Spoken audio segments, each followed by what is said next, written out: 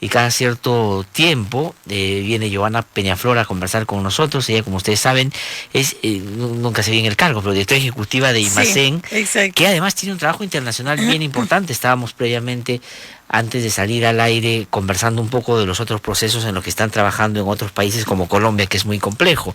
Pero ahora, trayéndote un poco a Lima para ver lo que está sucediendo, quería preguntarte, dándote la bienvenida, por supuesto. Giovanna, ¿cómo estás? Gusto saludarte. Igualmente, buenos días. Gracias por venir.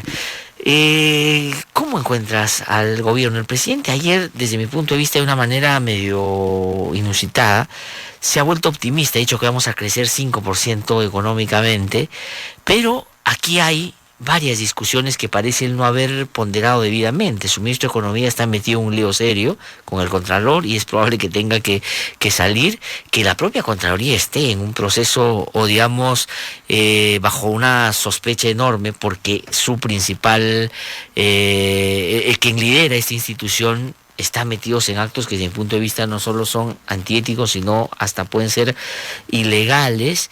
Está el ministro Basombrío por ser probablemente censurado y la bancada fujimorista cada vez más. Es verdad que desde mi punto de vista no con mucha inteligencia, pero está forzando las situaciones. ¿Cómo ves el panorama si es que te planteo la relación gobierno, por ejemplo, oposición-fujimorismo? ¿Cómo la ves? ¿Hacia dónde camina? Mira, en realidad yo no entiendo mucho las posiciones que de alguna manera tratan de incentivar al gobierno a un pacto explícito, ¿no es cierto?, anunciado con el fujimorismo. Y no lo entiendo porque creo que a ninguno de los dos sectores les conviene. Es decir, ambos tienen una relación de necesidad. Ya, o sea, hay una necesidad mutua, son contrarios y de pero alguna manera. Una relación antagonista. Pero antagonista. Se necesitan en los extremos. Se necesitan en los extremos, no en esta suerte de punto de convergencia, ¿no es cierto?, explícita que quieren señalar. Por ejemplo, en el caso del gobierno, ¿no? Hay un 50%, casi un 50% de la gente, según los últimos sondeos que he revisado, que en realidad consideran que es demasiado débil con el Congreso. Y cuando hablamos con el Congreso, ¿de quién estamos hablando? De Fuerza Popular. Sí, básicamente. ¿No es cierto? O sea, porque es la mayoría, es quienes tienen la visibilidad y todo lo demás. Entonces, allí hay una sensación, en mi opinión, que no está siendo bien valorada por el gobierno, que no entiende que si hiciera un giro demasiado explícito, finalmente terminaría más descolocado de lo que ya está, porque perdería ese sector que de todas maneras es antagónico, y estamos hablando al fujimorismo, o crítico, o que de todas maneras no quería que gobierne el fujimorismo, ¿no es cierto? Por eso votaron, y que fue lo que le dio el triunfo a Kuczynski. Y no va a ganar al sector fujimorista, ¿no es cierto? Entonces, porque el sector fujimorista se va a reafirmar en su posición. Ahora, pero sobre eso solamente para que no se me pase, mira, te quería preguntar, pero ¿ha dado el gobierno también ciertas muestras de buena voluntad sin llegar a un pacto explícito de gobernabilidad? Es decir, ha entendido de algunas formas frente al fujimorismo. Pero ¿tú crees que esta especie de relación que han establecido en los últimos tiempos pasa por un lado más porque el gobierno lo ves un poco más aparte de la conveniencia, no te hablo de la conveniencia sino de los hechos prácticos? El gobierno ha venido dando gestos de alguna manera de acercarse y el fujimorismo más bien de rechazar esos gestos. ¿Tú cuál crees que es ahora la motivación? ¿El gobierno lo ves queriendo acercarse al fujimorismo más allá de lo que le convenga o lo que le digan? No, yo veo... A un Kuczynski lo ves buscando acercarse, va a entregar la cabeza, por ejemplo, a sus ministros. Yo veo al gobierno errático. Ya. O sea, no tiene, como sobre muchos otros temas, una posición clara. Entonces hoy día dice A, mañana dice B, y pasado dirá a Z. Yeah. Entonces, en realidad no tiene una posición clara, no la tuvo desde el principio, no ha habido una visión común de hacia dónde querían llegar en el tema de las relaciones. Hemos visto un premier que prácticamente estaba allí por su relación con el fujimorismo o con las posibilidades de establecer puentes con el fujimorismo, sí, que luego hace algunas declaraciones de tratando de deslindar con el fujimorismo. ¿Pero su por qué? rol. ¿Porque se convence que no era apropiada la estrategia inicial? Yo la verdad es que no sé cuál es la razón, ¿no es cierto? Es más la incertidumbre, yo claro, porque finalmente esa declaración así media en tono, y algunos lo ponían papal, ¿no es cierto? Sí. Finalmente no es acompañada de una posición de otros actos, ¿no es cierto? Hechos concretos que podrían marcar, y ahí aparece, y volvemos otra vez a discutir el tema del indulto, y volvemos a discutir otros temas relacionados con el fujimorismo, y entonces no queda claro qué es lo que quiere el gobierno, ni el presidente, el premier, ¿no es cierto? Ajá. Con respecto al fujimorismo, eso a mí me parece que es bastante evidente. Allí hay, como en otros sectores, una falta de liderazgo del tema del gobierno. Ahora, en el caso del fujimorismo, ¿no es cierto? ¿Tiene la cosa más clara o ves la misma? No, en realidad también es la misma actuación errática, ¿no? No saben si pelear hasta morir el tema del indulto, ¿no es cierto? Cada vez que sale Keiko sale con la espada desenvainada, en actitudes que no siempre caen bien a la población, dan una imagen que a la larga, yo creo que y eso hablaba, es útil al gobierno, o sea, si este gobierno tuviera mayoría en el Congreso y fuera el único responsable de lo que ocurre en el país, yo creo que podría estar como Toledo en algún momento con 8, 10 o 12%. O sea, ¿tú crees que no es que el gobierno está en una situación, diríamos, políticamente compleja o complicada o difícil por el fujimorismo, sino por su propia actuación? O sea, yo creo que la forma de actuar del fujimorismo termina beneficiándolos. Yeah. Y termina dándole a cierto sector la explicación de por qué no avanzan, por qué no hacen, por qué no trabajan, que si los torturan todos los días, que si de esto. Creo que si no hubiera esa explicación, ¿no es cierto? La percepción sería otra. ¿Por qué? Porque mi hipótesis es que si no hubiera el tema del fujimorismo y tampoco estarían haciendo algo así trascendental, porque hay problemas estructurales dentro del gobierno, dentro de cómo está armado el gabinete, dentro de cómo está funcionando y lo que han venido haciendo. O sea, que le conviene al gobierno que la gente tenga la sensación de que no avanzamos más porque el fujimorismo no quiere. Sí, claro, que el fujimorismo comparta la responsabilidad, claro, ¿no es cierto? Claro. Al gobierno le conviene más, o sea, ahora, pero de repente, que no tener por eso. Lo del fujimorismo termina siendo, no digo que mucho más, pero un poquito más inteligente en el sentido de tampoco sumarse al tema de la gobernabilidad para no cargar con los pasivos de un gobierno errático. Pero, no sé si conscientemente. Claro, pero yo creo que también ellos están entrampados y tampoco han definido una posición clara, ¿no es cierto? Del berrinche inicial, a berrinches esporádicos, a una falta de agenda nacional. O sea, porque finalmente los problemas entre el Ejecutivo y el Legislativo no parecen relacionados con los problemas de la gente. Ajá. Entonces, son problemas entre ellos, ¿no es cierto? Sí. De pugnas de poder entre ellos, de cuánto recursos le dan a unos o a otros, claro, o cargos o no cargos, o lo que fuera, pero no aparecen vinculados, o sea, incluso las interpelaciones, ¿no es cierto? Como no son fueron planteados.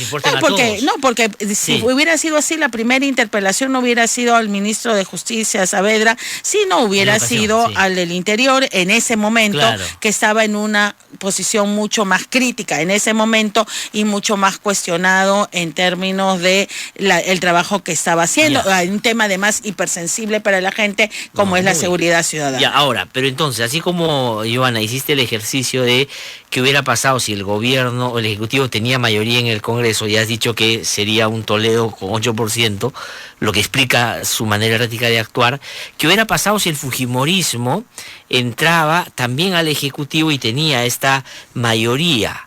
Tú lo que estás, y a ver, intuyo y te pregunto, también estarían ajenos probablemente a los problemas de la gente y estarían, digamos, buscando que ¿cuál sería su actitud? Bueno, yo creo que en realidad la forma en que ha venido actuando el fujimorismo durante este tiempo ha reafirmado mucho de los temores de la gente que no votó por ellos, y creo que probablemente a un sector de los que los respaldaron con su voto los deben haber desanimado. Y uno lo ve cuando agarra y ve las diferencias entre la votación que obtuvo Keiko Fujimori y los porcentajes de aprobación a su bancada, a ella misma, o los que ven que la bancada está haciendo cosas por el país o cosas por el estilo. Entonces, ahí es donde el fujimorismo también está entrampado, porque finalmente no sabe, ¿no es cierto?, cómo manejar ese poder, entre comillas, que ellos se han encargado de remarcar que es suyo, que nunca ha sido bien visto porque el Congreso, por su propia naturaleza, es difícil que aparezca vinculado con las, digamos, con lo concreto y con lo cotidiano, y pero que ellos han querido exhibir como es mi poder, es mi espacio, es mi esto. O sea, se y han dedicado a sacarle filo al poder que tienen, en vez de conectarse con la gente, los temas que a la gente le importa. Exactamente, ¿no? Entonces allí yo creo que ellos también han terminado entrampados, porque pueden finalmente, ¿no es cierto?, pasarse los 4 o 5 años del gobierno y terminar diciendo, bueno, ¿qué hizo el fujimorismo teniendo el poder en el Congreso? En el Congreso. Ahora, de lo que sí parece no haberse distanciado esa mayoría fujimorista, no son de los problemas de la gente en lo cotidiano, sino de los sectores que finalmente los apoyaron en la campaña. Por ejemplo, toda esta oleada conservadora y que, digamos, se resiste a siquiera identificar como problemas lo que se genere los crímenes de odio, el TMG, es porque, digamos, están muy vinculados a este sector que los ha patrocinado durante la campaña. Los proyectos de minería ilegal para sacarlo de la lista de la criminalidad organizada y algunos otros temas sí parecerían responder a esa cobranza que le va a estar haciendo estos sectores, diciéndolo, y ya pues ahora estás en el Congreso y tienes la posibilidad, imagino, ¿no? Bueno, pero finalmente no aparecen con un proyecto, ¿no es cierto?, no fuerte. Tienen, pues, porque, no tienen. digamos, en unas semanas más, tanto el gobierno, y vamos a poner ahí como el poder legislativo, tendrían que decirle al país qué han hecho en este primer año. Sí, claro. Y creo que el balance en ambos casos es bastante deficitario, sí. Y además es un poco volviendo a lo que tú decías al principio, ¿no es cierto? O sea, es bien difícil comprender qué nos pasa, ¿no? Tienes un Ecuador que está en una crisis económica, una Colombia sumamente complicada, con el proceso de paz, y económicamente también por sus relaciones con Venezuela. Tienes un Brasil que está pues además totalmente sacudido, ¿no es cierto?, por la crisis política. Tienes el tema de Venezuela, que ya para qué hablar de eso, ¿no es cierto?, está en el suelo. Y Chile, bueno, más o menos allí, pero tampoco desde hace muchos años sin gran crecimiento. Eso. Y entonces nosotros, digamos que venimos en una etapa donde han venido gobiernos democráticos, tenemos también el problema de corrupción y todo eso, pero finalmente tendríamos que estar en mejores condiciones. Y eso es un poco lo que uno no se explica. ¿Qué está pasando? El contexto es malo, pero ¿qué medidas, por ejemplo, desde el lado de la economía se están tomando para que finalmente uno sienta que el país está yendo a algún lado? Pero por ejemplo, sobre eso, entonces, ¿qué explica o cómo se explica que el presidente Kuczynski diga ayer en España que vamos a crecer 5%? Es decir, o sea, digamos, ¿de dónde saca? No hay ninguno, ni los más optimistas, y el Banco Central de Reserva ha tenido que bajar su índice de proyección porque dicen, no llegamos, de repente bordeamos el 3, pero con suerte. Yo creo que en todo caso tal vez sea una manera de tratar de defender a su ministro, ¿no?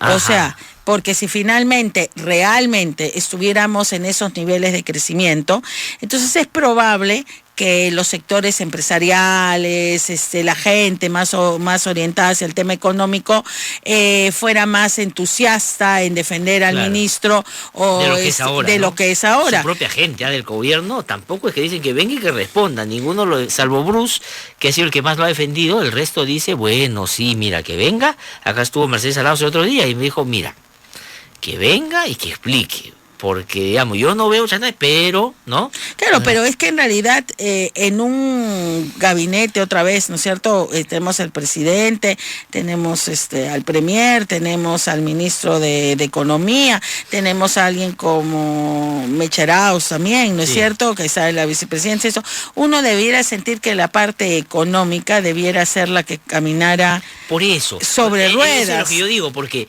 si es que ya el presidente, en lo único que todos imaginábamos en la campaña, era el que más sabía, que era la economía, te va mal y es tu ministro de Economía el cuestionado, digamos, yo creo que ahí ya te quedas sin ningún soporte.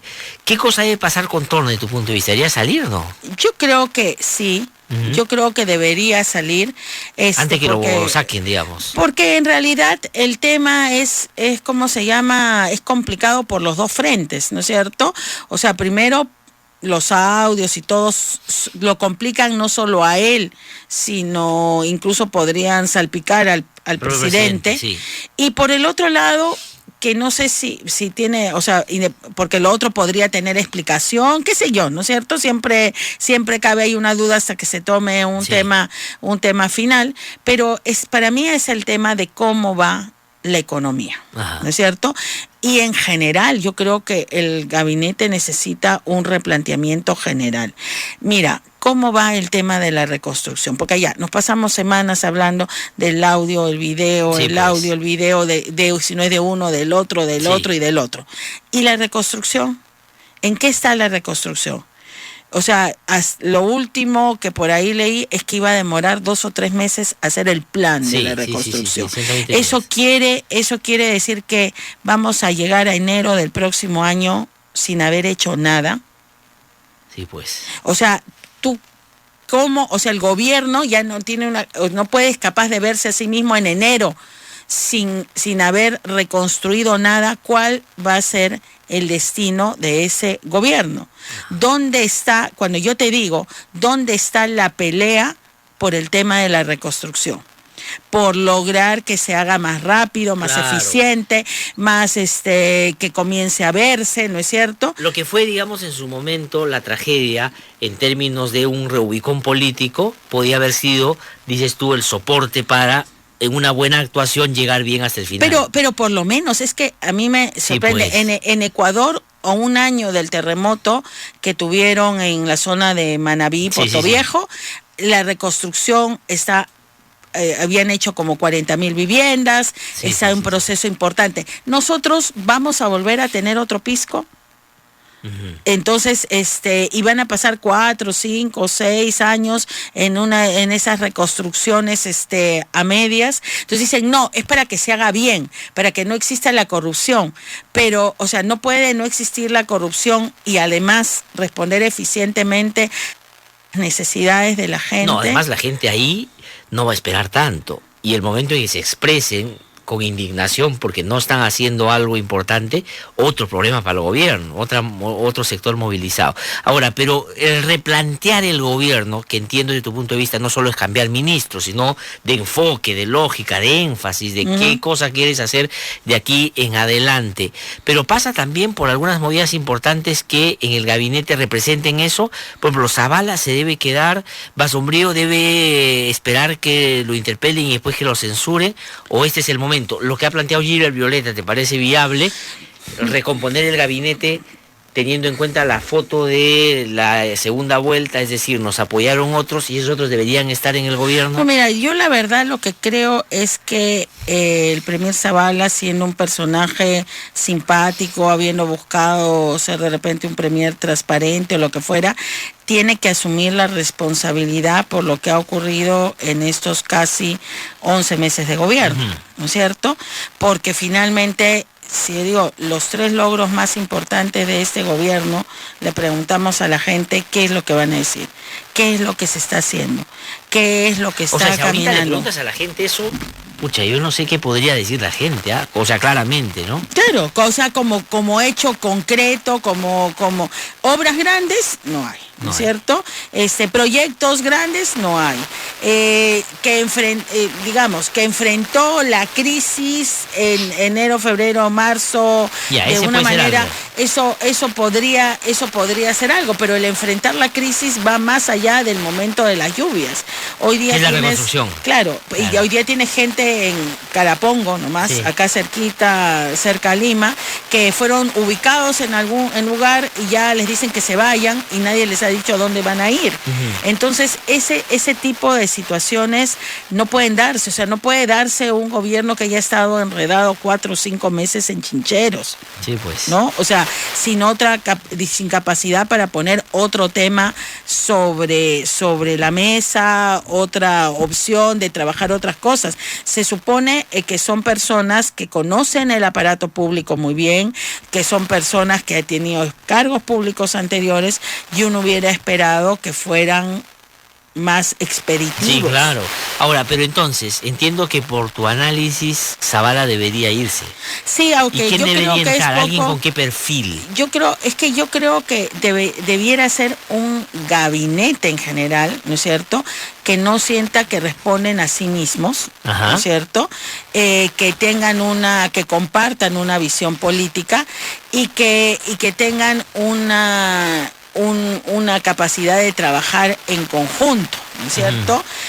Y necesitaríamos un premier con una visión de país más explícita, con capacidad para comunicarla y con capacidad para presionar en el día a día en el cumplimiento de metas. ¿Y te imaginas a alguien? ¿Vizcarra podría ser? No, porque algunos dicen él tiene un poco ese perfil.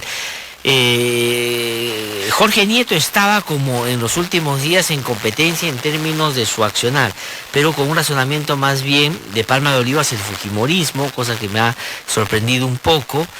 Y después dentro del gabinete no tienes a más. Tendrías que incorporar a alguien de repente ajeno a ellos. Es que de repente debería ser, y ahí hay algunos que dicen que lo que faltan son cuadros, ¿no es cierto? Sí. Que es una parte importante del tema, porque tendrías que tener a alguien con capacidad de ejecución, ¿no? Claro, que pueda llevar a cabo. También. Sí, claro, pero yo creo que, o sea, la parte del manejo político es importante, ¿no es cierto? Pero ¿qué definimos ahorita como manejo político? Llevarse bien con el fujimorismo. Claro, entonces, si ese es el único tema que estamos entendiendo como manejo político, está mal. Reduces el gobierno a una cosa que no es la principal. Porque finalmente un operador, alguien que tenga que pueda establecer una red de operadores, no hablamos de red, sino que sea capaz de hablar con las organizaciones, con que los sepa capaz de resolver, efectivamente, que la reconstrucción la mueva y la, digamos, pero ¿quién se te ocurre? ¿Tienes algún nombre? No, la verdad es que no se me Vizcarra ocurre. podría haber sido un buen cuadro, me parece, si es que no hubiera tenido el problema de Chinchero. Pero que de alguna manera lo despintó totalmente también, ¿no es cierto? Porque finalmente el vicepresidente tuvo la oportunidad de reubicarse también en esos meses entre la interpelación que quedó trunca y el último proceso. Pudo haber hecho algo y reubicarse en ese tema y no lo hizo, ¿no es cierto? Y es más, o sea, en ese tema, en mi opinión, quienes estuvieron involucrados dejaron que el presidente se jugara el cuello de una manera absurda, para después todos se pusieron de costado. Sí, y él se quedó allí solo con el tema. Entonces, en realidad, yo creo que, ¿sabes qué? Lo que pasa es que la salida de Zavala reflejaría algo que para mí me parece importante, si es que se diera, que yo no creo que se vaya a dar, dicho sea ¿no paso. crees? No creo, que reflejaría que el presidente ha reflexionado sobre el tema, porque quien lo pone allí es él. Sí. Quien decide qué tipo de perfil de gente necesita es él. ¿Y tú crees que no tiene ahora los elementos suficientes, bueno, es que interiorizados para tomar esa decisión? Claro, porque la persona que él escogiera, ¿no es cierto?, nos indicaría cuál es la visión del presidente con respecto a lo que ha pasado este año y a lo que quiere. Ahora, dicen que la entrada de Pedro Olaechea al gabinete, que hay algunos, en cuanto entró, ya lo ponían camino al premierato. Sí. bajo la idea de que él es una bisagra entre el fujimorismo y el... Pero es que es otra vez, el problema no es el, por eso el problema no es el fujimorismo. Pero en esa lógica es que algunos dicen que lo pusieron para después establecer un gabinete con un liderazgo de esa naturaleza, pero siempre pensando en cómo nos llevamos mejor con el fujimorismo. Que lo que tú dices, claro, es un error, porque eso no es el problema principal del país. No, claro. porque yo creo que finalmente lo que necesita es un gabinete de gente que no sea tan técnica en el sentido de solo conocer al país desde el escritorio, que sepa cómo están operando las cosas abajo, que sea capaz de mover los temas, de ensuciarse los zapatos, no solamente en el tema de lo de la crisis, ¿no es cierto? Y eso no se ve. O sea, ¿quién va a ser el premier que salga, que se mueva, que trabaje, que esté 25, o sea, que trabaje entre comillas, no digo que no trabajan, pero claro, la percepción, sí, la percepción no es esa, pues, ¿no? Sí. No es que tú los veas 25 horas al día, subiendo, bajando, haciendo, moviéndose. Entonces, eso yo creo que finalmente se necesita en estos momentos en el país. Ahora, llegan a julio ante los cambios, tú dirías que es mejor hacerlos ya para llegar a julio un poco más distensado, si quieres. Mira, yo creo que dada lo que ha sido la lógica del gobierno hasta ahora, en mi opinión van a tratar de llegar hasta julio. Ya. ¿No? O sea, este gobierno no se ha caracterizado, o sea, no es que no hayan habido cambios en el gabinete o más salidas de ministros y otros porque todos estuvieran contentos, sino porque desde el principio la filosofía es cómo estiramos el tema, ¿no es cierto? Sí. Y hasta que ya se va a romper, ya, ahí, digamos, pero entonces quiero identificar bien tu punto de vista en relación a eso. Por lo que has visto, tú crees que van a ir hasta julio. Sí. Pero lo que tú crees que deberían hacer es hacerlo antes. Yo creo que deberían hacerlo antes, que deberían hacer un cambio profundo, que deberían entender que necesitan representación, no sé si de distintos partidos, o sea, de como agrupaciones, Violeta, sino sino de distintos sectores. O sea, uno siente que está gobernando o que está en el ministerio un grupo... ¿Ah? Puro CEO, sí, gerente. Claro, un sector que solo tiene una visión del país y entonces falta la otra visión del país. Entonces, ese es una parte para mí estructural porque estuvo desde el inicio, desde el primer día del gobierno. Sí. Giovanna, lamentablemente tengo que terminar porque te agradezco muchísimo, como siempre, por haber venido. Gracias a ti. Que te vaya muy bien, tenemos otra oportunidad más adelante.